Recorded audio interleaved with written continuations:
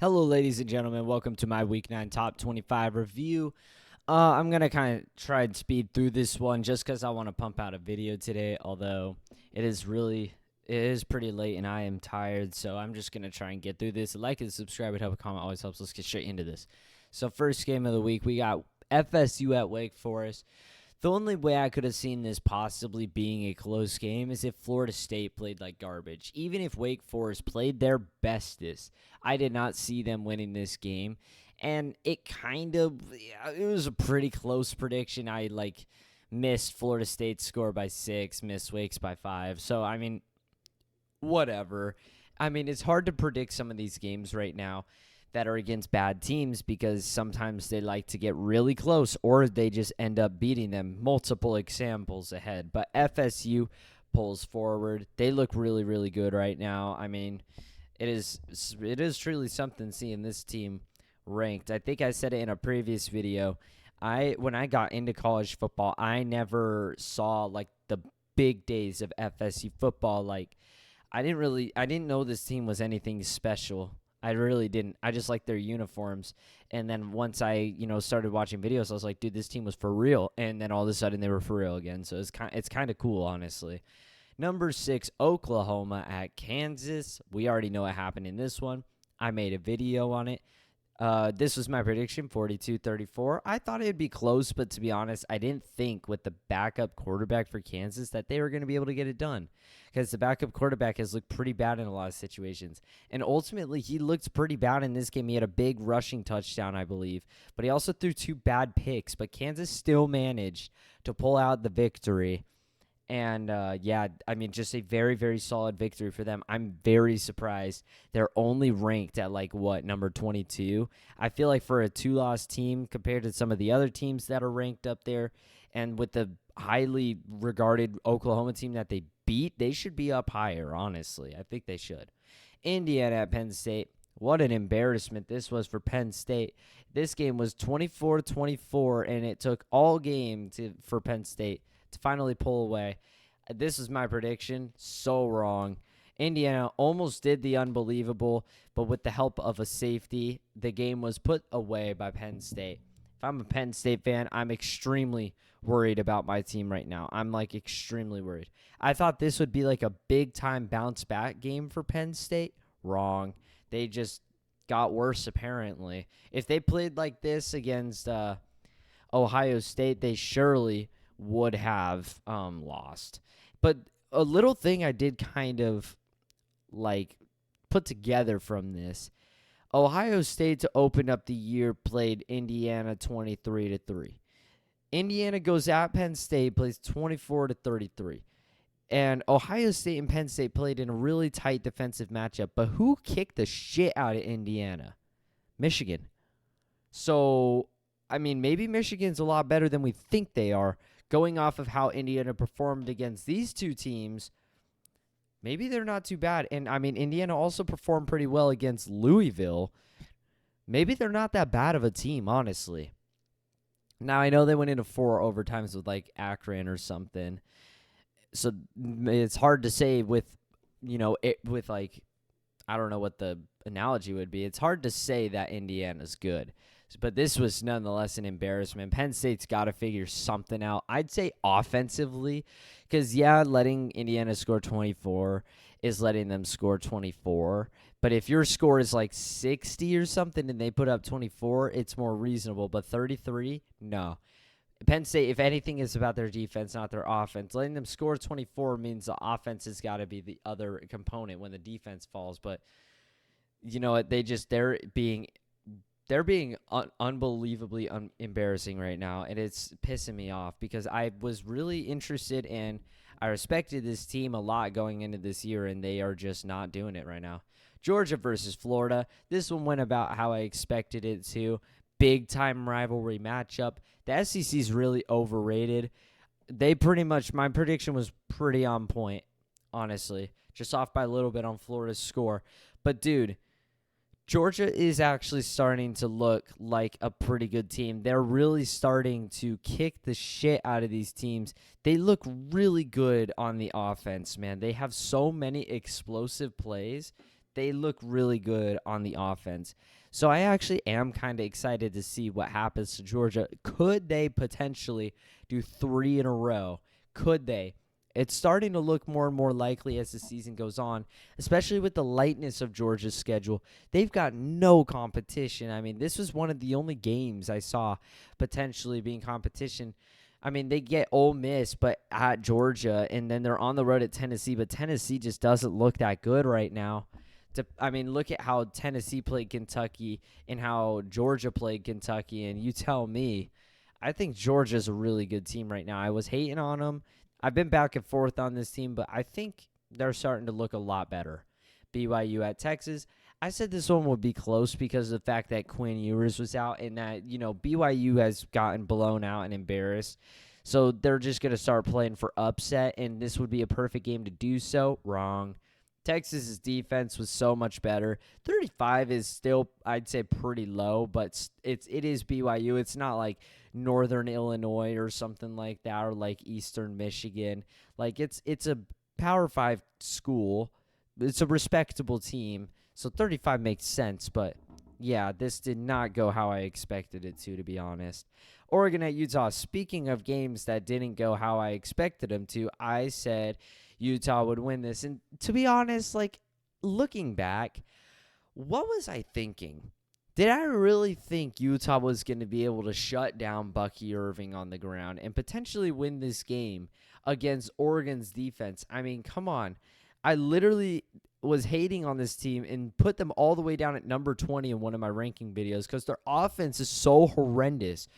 And yet I fall for it. They beat a fraudulent USC team, and I fall for it.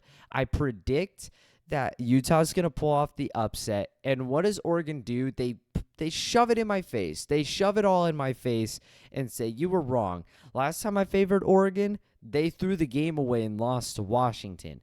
This time I favored the other team, and Utah shoves it in my face. It's like, dude, all right, Oregon, but I will say by the performance of this game, Oregon is like, I'd say they're like number 1 right now.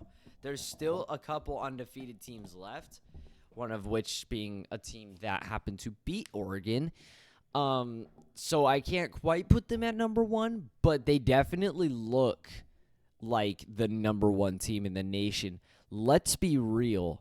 Right now, if Oregon won on the road, which they totally should have, if they won on the road at Washington, I think we can all say this team could probably be like number 1 or number 2. Washington has been endlessly struggling since that game against Oregon, barely escaping ASU, and just so recently barely escaping Stanford, while Oregon rolls over a top 15 team. So, I mean, honestly, if Oregon was like already number 5 going into this game and did this, they'd be sitting at like number 2 right now, honestly. And of all the teams, I guess, other than Oregon, Michigan, potentially Ohio State and Florida State, Oregon looks like one of the best teams in the country right now. They are so dominant in every aspect of football. It is ridiculous how good this team is.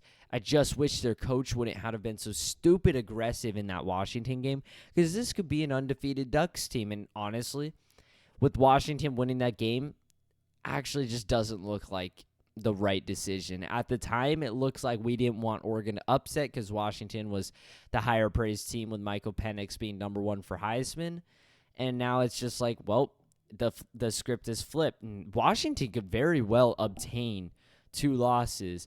And now Oregon's got to, tippy-toe through the rest of the Pac-12 season without losing. And it's not going to be easy with teams like Oregon State. And, I mean, I don't want to gas my team up, but they have to play at Tempe, which, if you know, in 2019, Oregon was in the same situation as they would be this year, and they ended up losing to ASU. And I mean, ASU has only looked better since the start of the year, picking up our second win against Washington State.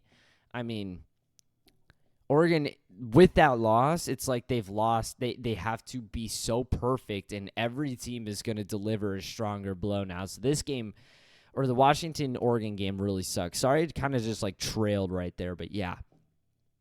I really got to start respecting Oregon more. Bucky Irving is insane. Bo Nix is insane. To be honest, I think Bo Nix should be the Heisman, but I'd be totally fine, and I'd honestly be rooting for Bucky to win the Heisman.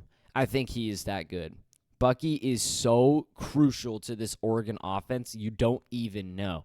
Bo Nix, yes, is phenomenal, and he's been in the game for so long, but Bucky Irving is so just unbelievable. He is fantastic. He's just going to tear it up this year. He's not stopping anytime soon unless he gets hurt. Like, that's it. If he stays healthy, he's ripping up the field this year. Let's finally move on games, though. Pitt at Notre Dame. So, Louisville beats the shit out of Notre Dame. Pitt beats the shit out of Louisville.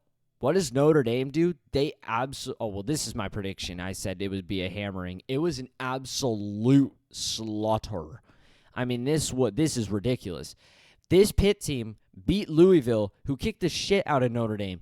Right now, what I have to say about Louisville is they are a top 5 team if they're playing at home. I seriously think so. Look at how they just played Duke. Look at how they played Notre Dame. And look at what these Duke look what Duke and Notre Dame has done to other teams this year. I seriously think if Louisville's got that home field, they are unstoppable. They are ridiculously good at that home field. I think it's just because of the environment, honestly. Like I don't get it. Like, and I have the stuff to back it up. I mean, they just shut out Duke. They won like 33-20 or 33-14 against Notre Dame, who's currently ranked higher than them, I think. So, yeah, I just think Louisville's one of the best teams. But, I mean, sorry about talking about Louisville on literally not their slide, but I don't really have anything to say about these teams. I mean, this was pretty expected. Oh, would you look at that? Duke at Louisville. I expected this outcome, but not in the sense. I honestly thought Duke's offense, Riley Leonard, would be able to get something done. They're so freaking dominant, dude. They're so dominant on their home field. It's insane. It is truly insane. Really, nobody has been able to stop Duke's offense from scoring points like this team did. Like, FSU allowed 20 points from Duke. Notre Dame allowed 14. Like, all these teams have allowed Duke points just for Louisville to make it look so freaking easy, to the point where they didn't even allow a top 25 team to score a point on them, let alone Duke. If anything is known about their defense, Louisville put down 23. I mean, 23 is not the highest scoring game, but it's not like this was a defensive battle or anything. I mean, if it was a truly defensive battle, I'd see like final score being 0-14 or something, or 0-13. No, I mean, they literally just controlled this game. They had it so locked down, like it wasn't even close. Louisville at home is one of the best teams in the football game right now. On the road, they suck. Clearly, because they lost to Pitt, but at home, they're insane. If you are playing at Louisville, dude, just count your days. Tell your mom you love her, because it's over. Your season's done. Louisville's that good at home right now. Tulane at Rice. I was pretty damn close on this one. I said it'd be a lot closer than people like it to be. It was. Now, I don't have my phone right now because it literally just, like, it's just really low on battery, and I want to punch this out before I go to bed. I think Tulane was up like big and let Rice storm back in and then barely took a victory again. So it seems to be a bad little situation that Tulane has to solve. I still think Tulane's a really good team right now, very underrated. Their quarterback, I really like their quarterback. The one game Tulane has lost was the one game their quarterback missed, seriously. And since then, I mean, he hasn't lost. This was a pretty close one, but he hasn't lost, and it's a road game. I don't blame him.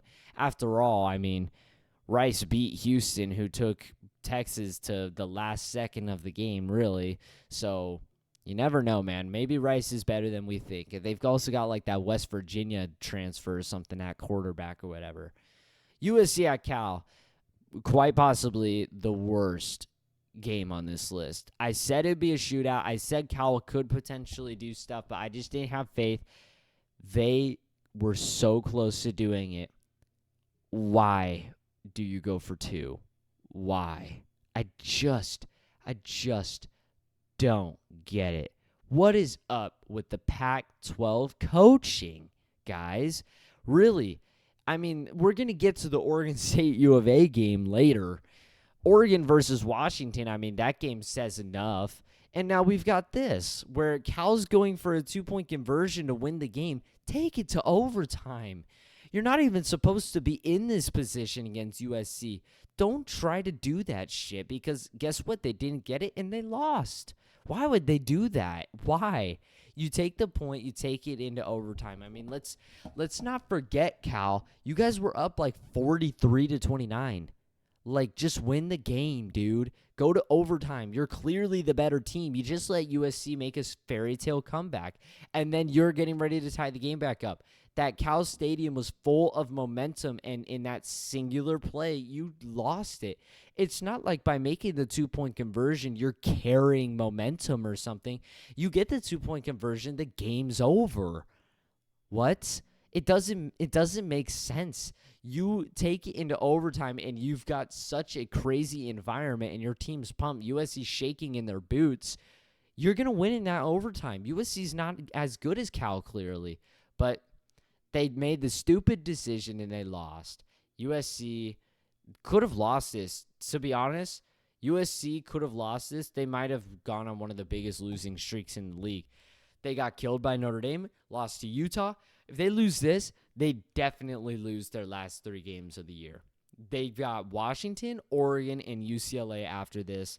Those are 3 losses. Maybe UCLA could be whatever, but UCLA at least has a better defense, and USC's defense is terrible. So, honestly, I don't really think USC has another win on their schedule. They seriously could have, dropped to like, I think 7-3 or something. Yeah, 7-3. Or no, 6-3. They could have gone 6-6. They literally could have gone 6-6 from this point on. That would have made my year. That would have made me so happy. But instead, Cal threw it away. Garbage. That's why they're just not regarded as a football team. This is the shit. Oh, it makes me so mad. We gotta flick slides before I blow a fuse. Washington at Stanford. So apparently this one came down to a dropped 4th down conversion, which gave Washington the game. I don't know. I wasn't watching it, but still, wow, what a final score. But you know what? Hey, no, this definitely doesn't look good for Washington, and I'm not going to stick up for them, but I also am. This Stanford team has some capabilities on offense. Now, against UCLA, that just didn't look true.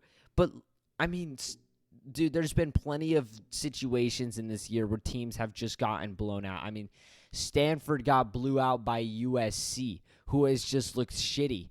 And then they come back against Colorado in an unbelievable fashion. They played U of A to a point, who looks really good right now.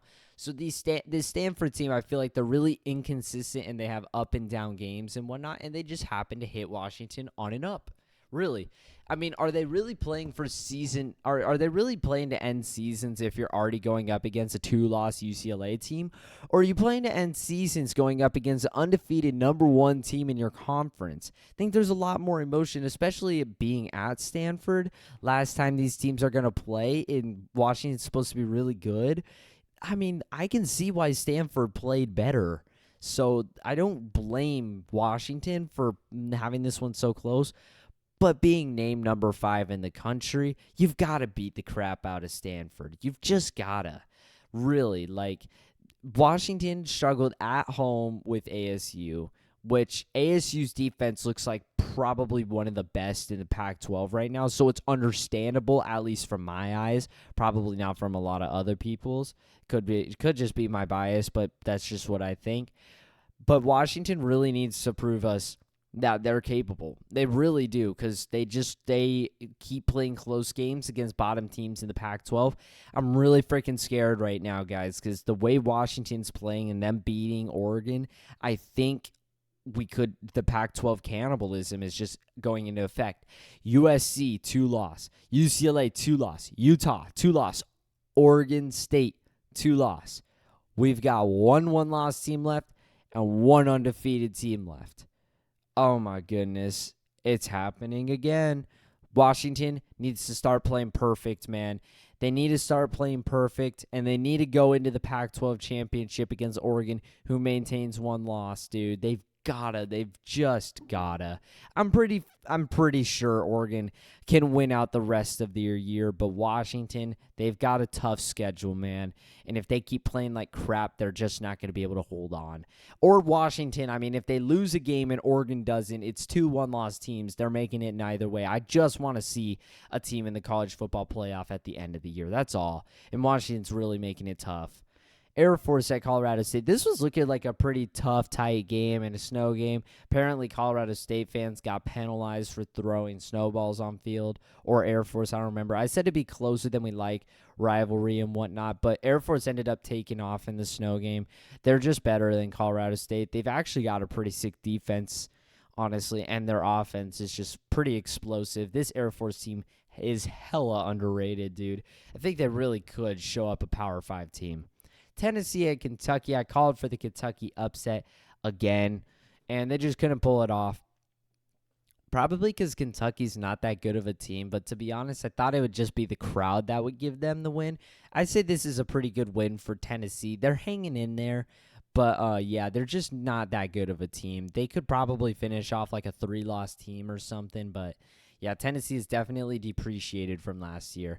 Ohio State at Wisconsin. This one was looking fun, but I wasn't really watching it at the time. I don't remember what game I was prioritizing, but Ohio State basically in another defensive battle beats Wisconsin. I mean, we saw kind of the same outcome in the Wisconsin-Iowa game, so it just looks like Wisconsin's defense or Wisconsin's offense isn't as good as Ohio State's offense and whatnot, but they have a pretty solid defense. It looks like there's just a hell of a lot of defensive teams in the Big Ten. I think that right now the leading champs for Michigan, Ohio State, Penn State, Wisconsin, and Iowa for defense. Maybe even throw Minnesota in there for extra credit. Maybe Nebraska. But yeah, I really thought Wisconsin could pull off the upset, and if they could, they suddenly become a very interesting team because the rest of the schedule's light, but they ended up losing it. So yeah, that kind of sucks. Vanderbilt at Ole Miss, called for the annihilation. We got the annihilation. I mean, it's pretty good annihilation. 33 is kind of low, but still, it's whatever, dude. They kicked the shit out of them. They only allowed 7. Ole Miss definitely. I would like them to show some more offensive capability because that LSU game, all they showed was offense, no defense, as well as they have in some other games. And in the lower end teams, they haven't really shown that same offense. So they're starting to scare me a little bit. I think they will get shown up against Georgia. They'll get exposed for sure. Colorado at UCLA. I think Shiloh Sanders got ejected for targeting or something on a big hit. I don't remember, but I called for a little bit of a shootout. I got the opposite. UCLA's more of a defensive team. Colorado made it a little bit closer, although this game was UCLA's the whole way through. It's crazy that Colorado is even in the top 25, and UCLA keeps on winning. UNC at Georgia Tech. I already talked about this one in another video, but UNC does it again. This was my prediction, 35-24. I think I said I was scared to favor Georgia Tech, but you never know, and shit, I guess you never know. Something that I mentioned in the North Carolina Georgia Tech video. Look at the ACC. Look at all the teams and who is at the top. You'll see Georgia Tech and Virginia Tech. The two teams that you see at the top are Louisville and Florida State, which will most likely be the ACC championship. Crazy. Can you believe it? Louisville made it. What? But right there, you got Georgia Tech and Virginia Tech. And North Carolina obtaining their second loss. I think they're out. Clemson's 2-4 in the conference or something like that. Georgia Tech is in the race. I mean, they did lose a very close one to Louisville, so they do have that disadvantage, but you never know. I mean, Georgia Tech, if they win out the rest of the schedule, I mean, unbelievably, like I said in my video, a 0.01% chance of actually happening. I seriously, like, they won at Miami and they beat North Carolina. Those were the two games that were like most important for this Georgia Tech team. I don't remember who's on the rest of their schedule, but I know if they can win out, they'll be like an 8-4 team. I know their last game of the year is at Georgia Tech. It's against Georgia, which could be. It's starting to look like a pretty interesting game now. But Georgia Tech has lost their set of shitty games. I mean, like that Bowling Green loss is just trash, but I mean, they control their destiny now. They're really a fun team to watch right now, and maybe they're getting something done in Georgia Tech finally. Maybe they could be a good team next year. But this is definitely a step in the right direction. And man, what has happened in North Carolina? Two of thought to be the worst ACC teams beat this North Carolina team. Old Dominion at James Madison. I think it's kind of wild that I even found a picture of James Madison's stadium. Kind of crazy. Didn't even think Google Images would have it. I didn't know anything about these teams. People highly regard these teams, so I went with the spread, and it wasn't even close to the spread. Congratulations. JMU stays undefeated. They could probably go undefeated. I mean, if they're this good. I don't really see anybody else on their schedule. But, yeah, I mean, it is just like a tiny school or whatever. I think this is like, from what I think somebody said, I think it was Harris Highlights. I'm not sure. I think he said that they could go undefeated and they won't make a bowl game because this is their step up to FBS, which if that is true, that is horseshit and could possibly be lifted by the NCAA. I'm not sure. But, yeah, that would be terrible if that happened to JMU because they are 8-0 or something like that. Just pretty respectable for your first year in actual football. Like, hey, man, that's pretty respectable. And our final game, I called for the upset. I said it'd be a fun shootout between the two. It turned out it was just a low-scoring defensive game that U of A pretty much controlled. I called the upset. I actually think this U of A team is pretty good, and y'all, ASU versus U of A is cooking up something special right now. But to be honest, all the difference is just another terrible, horrible Pac-12 coaching decision. I mean, right before half, it's not like they get the first down and it's like they run another play. No, time runs out and they decide to run a fake field goal, which is just a pitch and catch to the kicker who runs it up the middle of the field. It's not even like they threw it deep or something or like had a convoy. No, they just ran it up the gut and some U of A guy lays them out and they get no points. The call doesn't make any sense to me. It's not like they went for a fake field goal. If you go for a fake field goal, in some world I can respect the call, but it's like the way they ran it was so just awful. As well as not only that, beforehand, they tried running the fake field goal for a first down, but like a false start or a delay of game pushed them back. They already exposed the play call. They exposed the potential for the call, and now U of A's on their toes. They're ready for it. And that's exactly what they were. They were ready for it. So why do you go for it again? Just a horrible decision play call, which if they take their 3, this game's tied up going into OT. But Beavers ended up losing this one. I expected them to. I don't really know what to think about the Beavers. Either their offense is just horrible or U of A's got a pretty all-right defense. I mean, this is another low-scoring game with a highly regarded Pac-12 team. I mean, they lost to Washington 31-24. Of course, they lost to USC in a massive shootout at USC, and then they kicked the shit out of Washington State. I mean, like it was absolutely nothing. So, I mean, maybe U of A's just got a really good defense. And, I mean, their offense is good, but Oregon State's got a really good defense. But Oregon State's offense was very slow and boring. This game wasn't as enjoyable as I hoped it would be honestly, I hate to say it, U of A does like to provide some really fun, interesting games. But yeah, they ended up winning this one. Oregon State falls. I really thought U of A would be ranked as the first, 3-loss team. I mean, Oregon State wasn't just number 11 for nothing, right? As well as U of A's schedule is pretty damn good. But yeah, that's our last game of the week. I hope you guys enjoyed. A like and subscribe would help. A comment always helps. And that's all for me. Adios.